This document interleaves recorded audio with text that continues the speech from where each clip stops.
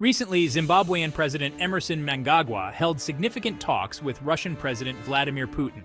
These discussions, occurring on the sidelines of the St. Petersburg International Economic Forum, have stirred up quite the conversation in the international arena. The core of these talks? Arms. Yes, you heard that right. Mnangagwa is seeking to bolster Zimbabwe's military capabilities by procuring arms from Russia. This move is not just about strengthening defense, but also about making a clear statement against the increasing Western influence in neighboring regions, particularly Zambia. Why Zambia, you ask? Well, according to Mnangagwa, the West, specifically the United States, has been consolidating power in Zambia, which was once part of the same country as Zimbabwe.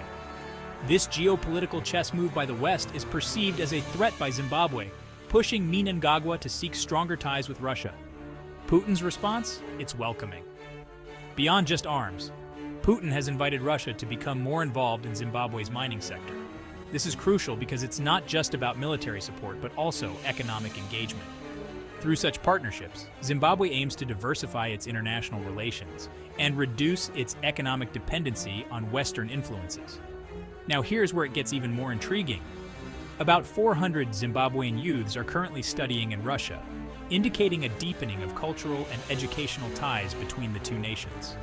This educational exchange is a strategic layer to this burgeoning alliance, fostering a long-term connection between the future leaders of Zimbabwe and Russia. What does this all mean for global politics? It signifies a shift. Countries like Zimbabwe are actively seeking new alliances that can offer them leverage against traditional Western dominance. This realignment has significant implications not just for Zimbabwe and Russia, but for the entire global power structure.